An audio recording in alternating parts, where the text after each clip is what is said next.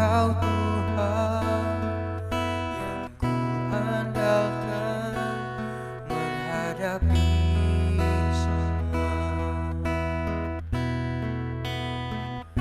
Yesus, Kau anugerah terindah dalam hidupku.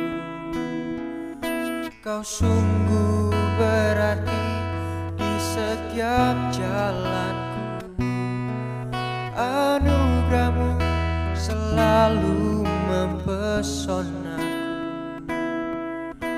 Yesus, Kau terbaik. Yesus, Kau termanis di dalam.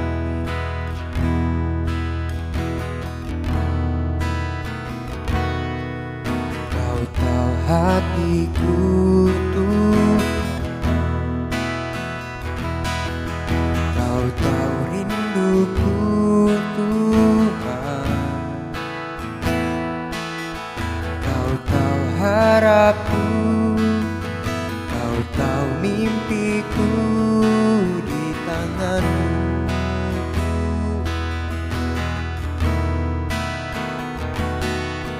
Dalam segenap jalan, dalam setiap langkah,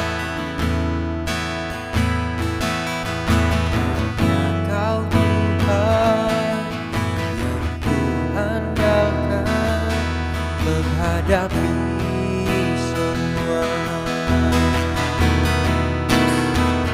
Yesus, Kau anugerah terindah dalam hidupku. Kau sungguh berarti di setiap jalanku, dan anugerah-Mu selalu mempesona. Yesus, Kau terbaik. Yesus, Kau termanis di dalam hidup. Yesus, Kau anugerah terindah dalam hidup. Kau sungguh berarti di setiap jalanku. Anugerah-Mu selalu mempesonaku. Yesus, Kau terbaik. Yesus, Kau termanis di dalam.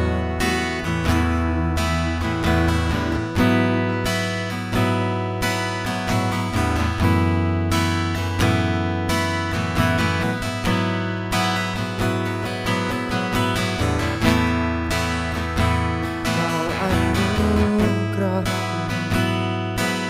Kau yang terbaik, Kau yang termanis.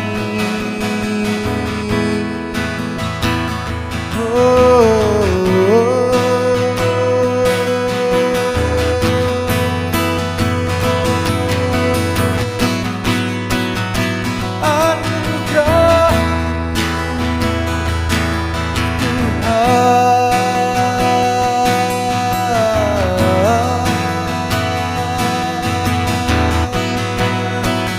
Haleluya.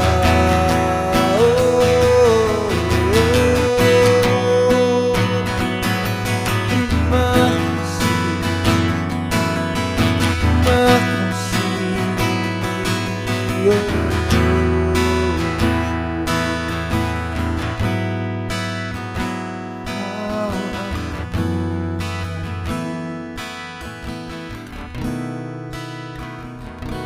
Yesus, Kau anugerah terindah dalam hidupku. Kau sungguh berarti di setiap jalanku. Anugerah-Mu selalu mempesonaku. Yesus, Kau terbaik. Yesus, Kau termanis di dalam. Yesus, Kau terbaik. Yesus, Kau termanis di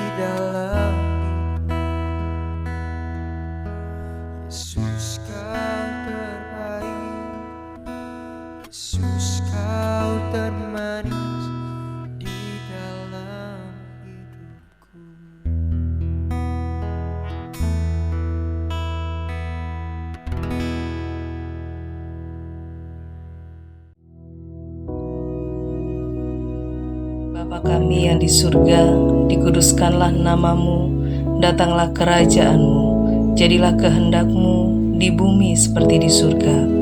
Berikanlah kami pada hari ini makanan kami yang secukupnya, dan ampunilah kami akan kesalahan kami, seperti kami juga mengampuni orang yang bersalah kepada kami. Dan janganlah membawa kami ke dalam pencobaan, tetapi lepaskanlah kami daripada yang jahat, karena Engkaulah yang empunya kerajaan dan kuasa dan kemuliaan sampai selama-lamanya. Amin.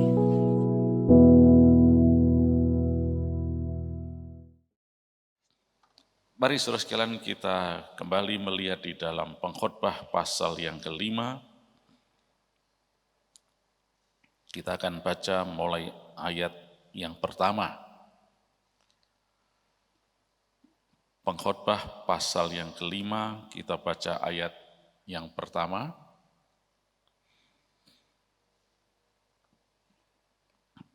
Janganlah terburu-buru dengan mulutmu, dan janganlah hatimu lekas-lekas mengeluarkan perkataan di hadapan Allah. Karena Allah ada di sorga, dan engkau di bumi. Oleh sebab itu, biarlah perkataanmu sedikit. Karena sebagaimana mimpi disebabkan oleh banyak kesibukan, demikian pula percakapan bodoh disebabkan oleh banyak perkataan. Kalau engkau bernazar kepada Allah, janganlah menunda-nunda menepatinya, karena ia tidak senang kepada orang-orang bodoh. Tepatilah nazarmu. Lebih baik engkau tidak bernazar daripada bernazar, tetapi tidak menepatinya. Janganlah mulutmu membawa engkau ke dalam dosa, dan janganlah berkata di hadapan utusan Allah bahwa engkau khilaf. Apakah perlu Allah menjadi murka atas ucapan-ucapanmu dan merusakkan pekerjaan tanganmu? Karena sebagaimana mimpi banyak, demikian juga perkataan sia-sia banyak. Tetapi takutlah akan Allah. Nah, sampai di sini pembacaan kita. Bagian dari perikop ayat ini berbicara mengenai speech, perkataan, apa yang kita ucapkan. Nah, ada beberapa pesan, nasihat kepada kita. Yang pertama adalah jangan terburu-buru dengan perkataan kita. Jangan terburu-buru mengeluarkan perkataan. Seringkali kita lebih cepat bicara daripada berpikir. Nah, ini sebetulnya ada hubungannya dengan yang disebut latah. Tapi latah itu sebetulnya merupakan spirit yang menguasai seseorang. Kalau kita dipenuhi Roh Kudus, kita bebas dari roh latah itu.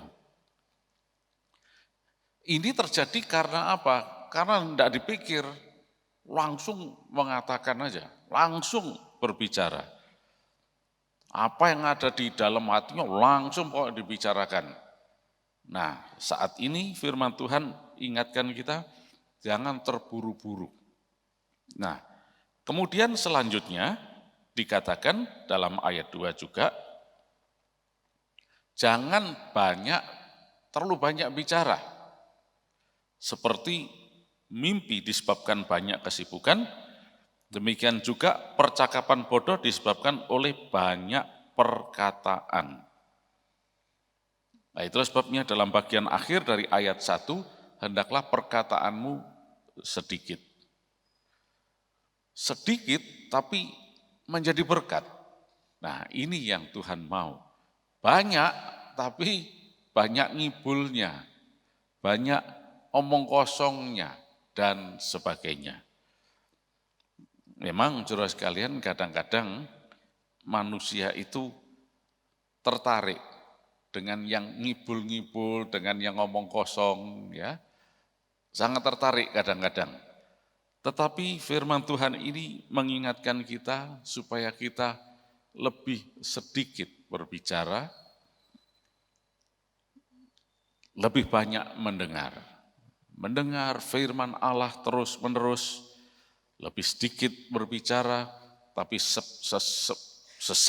pada saat kita berbicara, maka itu akan menjadi berkat. Ya. Nah, kemudian dalam ayat 3, diingatkan juga mengenai bernazar. Dikatakan, kalau bernazar kepada Allah, jangan menunda-nunda untuk menepatinya. Termasuk juga dalam ayat 4 dikatakan, lebih baik engkau tidak bernazar daripada bernazar, tapi tidak menepatinya. Nah, nazar, apa sebetulnya yang disebut nazar ini?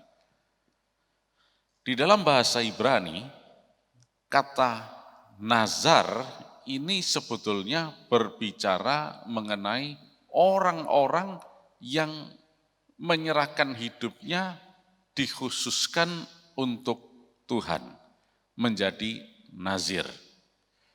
Nah, coba kita lihat itu dalam Bilangan pasal yang ke-6. Bilangan pasal yang ke-6. Kita baca mulai ayat yang pertama, dikatakan, Tuhan berfirman kepada Musa, berbicaralah kepada orang Israel dan katakanlah kepada mereka, apabila seseorang laki-laki atau perempuan mengucapkan nazar khusus, yakni nazar orang nazir, untuk mengkhususkan dirinya bagi Tuhan. Nah, sampai di sini. Tuhan sudah memberikan aturan mengenai nazar. Sebetulnya di dalam bahasa aslinya itu bukan nazar, tapi nadar. Nadar itu adalah mengucapkan janji. Sebaliknya, kata nazar itu bukan sekedar janji, tetapi sesuatu yang dikhususkan. Jadi ketika dikatakan ada seorang bernazar, itu berarti dia berjanji untuk mengkhususkan dirinya bagi Tuhan. Nah, orang yang bernazar ini disebut nazir. Bagaimanakah dengan nazir itu? Orang yang dikhususkan bagi Tuhan itu. Coba kita lihat ayat 3 ya. Maka ia haruslah menjauhkan dirinya dari anggur dan minuman yang memabukkan. Jangan meminum cuka anggur atau cuka minuman yang memabukkan, dan jangan meminum sesuatu minuman yang dibuat dari buah anggur, dan jangan memakan buah anggur, baik yang segar maupun yang kering. Selama waktu kenazirannya, janganlah ia makan sesuatu apapun yang berasal dari pohon anggur, dari bijinya sampai kepada pucuk rantingnya. Selama nazarnya sebagai orang nazir, janganlah pisau cukur lalu di kepalanya. Sampai genap waktunya, ia mengkhususkan dirinya bagi Tuhan. Haruslah ia tetap kudus dan membiarkan rambutnya tumbuh panjang. Selama waktunya ia mengkhususkan dirinya bagi Tuhan. Janganlah ia dekat kepada mayat. Bahkan apabila mati ayahnya ataupun ibunya, saudaranya laki-laki ataupun saudara perempuan, janganlah ia menajiskan dirinya kepada mereka. Sebab tanda kenaziran bagi Allahnya ada di atas kepalanya. Selama waktu kenazirannya, ia kudus bagi Tuhan. Tetapi apabila seseorang mati di dekatnya dengan sangat tiba-tiba, sehingga ia menajiskan rambut kenazirannya, maka haruslah ia mencukur rambutnya pada hari pentahirannya, yaitu pada hari yang ke-7, haruslah ia mencukurnya. Pada hari yang ke-8 haruslah ia membawa 2 ekor burung tekukur atau 2 ekor anak burung merpati kepada imam ke pintu kemah pertemuan. Maka haruslah imam mengolah yang seekor menjadi korban penghapus dosa dan yang lain menjadi korban bakaran dan mengadakan pendamaian bagi dia, oleh karena ia telah berdosa dengan berada dekat mayat. Pada hari itu juga ia harus menguduskan kepalanya dan mengkhususkan waktu kenazirannya bagi Tuhan. Ia harus membawa seekor domba jantan berumur setahun menjadi korban penebus salah. Hari-hari yang sudah lewat dianggap batal karena rambut kenazirannya telah menjadi najis. Ya, sampai sini dulu pembacaan kita. Inilah orang yang bernazar. Sudah lihat, rumit sekali. Karena kata nazar itu sebetulnya berarti mengkhususkan dirinya untuk menjadi nazir bagi Allah.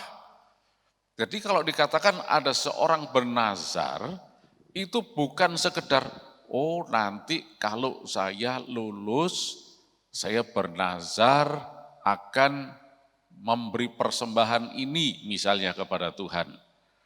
Saya bernazar nanti saya akan mengadakan ucapan syukur bagi Tuhan dan sebagainya. Ini bukan nazar sebetulnya. Ini adalah nadar atau janji.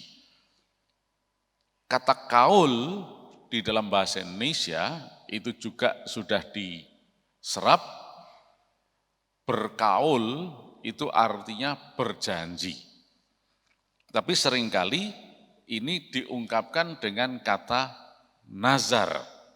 Padahal sebetulnya nadar di dalam bahasa Ibrani adalah nadar dan diterjemahkan sebagai berjanji. Jadi kalau cuma sekedar saya berjanji kalau nanti usaha ini berhasil saya akan melakukan ini bagi Tuhan.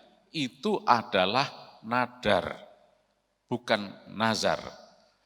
Akan tetapi kalau yang disebut nazar, itu adalah seperti yang kita baca tadi, yaitu mengkhususkan dirinya untuk menjadi nazir bagi Tuhan, termasuk tidak minum anggur, tidak makan anggur, termasuk tidak boleh mencukur kepalanya. Nah inilah yang disebut nazar. Dan dia menjadi nazir. Bahkan tidak boleh menyentuh mayat atau jenazah. Ketika menyentuh jenazah, wah urusannya semakin rumit. Dia harus mempersembahkan burung tekukur lah, dia harus mempersembahkan kambing domba, dan sebagainya. Karena dianggap dia sudah terkena sesuatu yang najis. Dan nazarnya dianggap batal, harus diulang kembali. Ya. Nah, sekarang kita lihat ayat 13, apa yang terjadi selanjutnya. Dan inilah hukum tentang seorang nazir. Apabila waktu kenazirannya genap, ia harus dibawa ke pintu kemah pertemuan, dan ia harus mempersembahkan sebagai persembahannya kepada Tuhan, seekor domba jantan berumur setahun yang tidak bercela, untuk korban bakaran dan seekor domba betina berumur setahun yang tidak bercela untuk korban penghapus dosa dan seekor domba jantan yang tidak bercela untuk korban keselamatan. Juga sebakul roti yang tidak beragi, yakni roti bundar dari tepung yang terbaik yang diolah dengan minyak dan roti tipis yang tidak beragi diolesi dengan minyak serta dengan korban sajian dan korban-korban curahannya. Lalu haruslah imam membawa semuanya itu ke hadapan Tuhan dan mengolah korban penghapus dosa dan korban bakarannya. Domba jantan itu haruslah diolahnya sebagai korban keselamatan bagi Tuhan, beserta sebakul roti yang tidak beragi itu.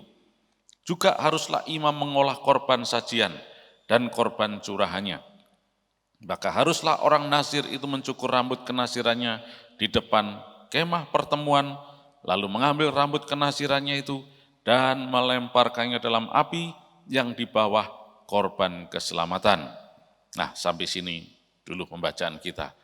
Nah, kata nazar tadi jelas adalah pengkhususan diri bagi Allah, dan ini bisa terjadi untuk seterusnya ataupun dalam jangka waktu tertentu. Jadi ketika dikatakan seseorang bernazar, menurut Alkitab, itu berarti dia menjadi khusus bagi Tuhan. Apa yang dimakan, apa yang dilakukan, apa yang terjadi dengan dirinya, rambutnya nggak boleh dicukur dan sebagainya, itulah yang disebut kenaziran. Dia menjadi nazir pada jangka waktu tertentu ataupun juga seterusnya. Satu contoh kita melihat Simpson, dia adalah nazir Allah, dikhususkan bagi Allah. Itulah sebabnya dia nggak boleh dicukur rambutnya. Ya. Nah, jelas sekarang ketika firman Allah mengajarkan, ketika kita berbicara mengenai nazar, atau kalau dikatakan saya bernazar kepada Tuhan, itu berarti kita mengkhususkan diri kepada Tuhan. Tetapi kalau yang dimaksudkan tadi adalah berjanji, itu adalah nadar di dalam Alkitab ini, sesuai dengan bahasa Ibraninya. Jadi kalau ada orang mengatakan, saya janji kok, nanti kalau saya beres semuanya ini, saya akan lakukan ini bagi Tuhan. Itu nadar, bukan nazar. Lalu apakah kita harus katakan itu sebagai bernadar? Ya, sesuai dengan bahasa Ibraninya, ya memang itu adalah nadar, bukan nazar. Sebaliknya kalau kita mengatakan nazar, itu berarti kita menjadi khusus bagi Tuhan dalam jangka waktu tertentu misalnya, ataupun untuk seterusnya sebagai nazir. Nah, seperti yang diatur di sini, nggak boleh makan ini, nggak boleh minum itu, dan seterusnya, dan seterusnya. Nah, itulah sebabnya tadi di dalam pengkhotbah dikatakan hati-hati kalau mau bernazar, jangan terburu-buru, ya. Nah, lalu pengkhotbah tadi itu sebetulnya berbicara mengenai apa? Menjadi nazir atau nadar? Ternyata kalau kita lihat di dalam bahasa aslinya, pengkhotbah pasal 5 tadi, ayat 3, itu berbicara mengenai nadar. Nazar sudah kita bahas di dalam Bilangan pasal 6 ini, ya, yaitu menjadi nazir secara khusus. Dan dalam pengkhotbah ini ternyata itu adalah nadar di dalam bahasa aslinya, yaitu berjanji atau berkaul. Nanti kalau urusan ini selesai dan seterusnya, saya berjanji. Nah, ini adalah nadar. Nah, lalu istilah apa yang harus kita pakai dalam hal ini? Setelah kita memahami apa yang disampaikan di dalam Alkitab mengenai nazar dan nadar, maka kita mengerti sekarang, kita mau yang mana? Kalau kita mau yang disebut nazar ini tadi, berarti kita mengkhususkan diri, bukan cuma sekedar berjanji saja, termasuk banyak hal yang harus dilakukan. Enggak boleh mencukur rambut, enggak boleh makan ini itu dan seterusnya, ya. Itu nazar. Tapi kalau kita cuma mau berjanji saja sama Tuhan, itu bukan nazar, tapi nadar. Ya, jelas ya. Namun dalam bahasa Indonesia, kata nazar itu sudah diserap juga, dipakai dan dimengerti sebagai berjanji. Nah, ini yang sedikit rancu sekarang. Oleh karena itu, lebih baik, termasuk juga terjemahan Alkitab ini, ketika bilang nazar, itu sebetulnya lebih mengarah kepada nadar. Nah, yang tepat sebetulnya adalah menggunakan kata nadar. Atau kalau enggak ya gunakan istilah berjanji. Sebab kalau kita menggunakan kata nazar, arahnya ke sini tadi, yaitu untuk menjadi khusus bagi Tuhan. Macam-macam hal yang dikhususkan bagi Tuhan, bukan cuma sekedar enggak boleh makan ini, enggak boleh bercukur dan sebagainya. Ada nanti aturan-aturan lebih detail lagi ya, mengenai kenaziran. Nah, oleh karena itu sekarang kembali di dalam pengkhotbah tadi, makanya jangan terburu-buru, nanti keliru. Ya, kalau kita mau berjanji, ya katakan Tuhan, saya berjanji. Kalau nanti ini urusan ini selesai, kalau nanti ini saya lulus, kalau nanti ini, nah saya akan mempersembahkan ini, saya akan mengadakan syukuran ini, atau saya akan lebih setia lagi kepada Tuhan, atau saya akan lebih setia hadir setiap pagi Tuhan, dan seterusnya. Ini berjanji. Di dalam bahasa aslinya adalah nadar. Ya, jadi jelas sebetulnya yang mana yang harus kita pakai. Ya berjanji saja, kata berjanji aja lebih jelas. Arahnya adalah di dalam bahasa aslinya nadar. Sebab kalau kita menggunakan kata bernazar, itu pengertiannya menjadi rancu. Kalau sekedar bahasa Indonesia saja, ya itu arahnya bergaul atau berjanji. Tapi kalau berkaitan dengan Alkitab, kata nazar itu arahnya kepada menjadi nazir. Nah, oleh karena itu yang terbaik adalah kita katakan berjanji saja. Saya punya janji sama Tuhan. Oh, silahkan, tidak ada masalah. Apapun yang dijanjikan. Tapi seperti ayat yang ke-4 dan 5, ayo kita kembali lihat tadi ya, dalam pengkhotbah pasal 5 tadi. Tepatilah nazarmu. Nah ini sebetulnya adalah tepatilah janjimu atau nadarmu. Ya. Lebih baik engkau tidak bernadar daripada bernadar tapi tidak menepatinya. Nah, ini adalah nadar ya. Ayat 5 dan 6 mengatakan jangan sampai itu mendatangkan hukuman. Orang bernadar tapi enggak menepatinya. Orang janji tidak menepatinya. Nah, jadi yang pengkhotbah ini ungkapkan adalah mengenai janji. Walaupun dalam bahasa Indonesia, kalau Australia adalah kamus besar bahasa Indonesia, kata nazar juga dipakai. Tetapi kalau sudah berbicara mengenai Alkitab, lebih baik kita gunakan kata janji saja, supaya tidak keliru. Saya bernazar, hebat benar, ya. Berarti dia tidak cukur rambut, tidak minum anggur, tidak makan anggur, tidak melakukan ini, melakukan itu, dan seterusnya. Itu nazir ya, atau nazar.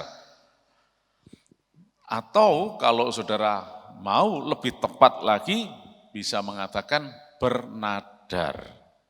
Saya bernadar kepada Tuhan. Nah ini lebih tepat, yang berarti berjanji. Itu sesuai dengan apa yang diungkapkan Alkitab. Nah, jadi di sini kita melihat ternyata memang kadang-kadang bahasa itu agak sedikit menjadi masalah kalau kita tidak bisa menjelaskan dengan benar.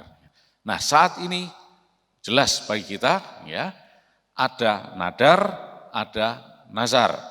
Itu yang diajarkan Alkitab. Kita mau yang mana?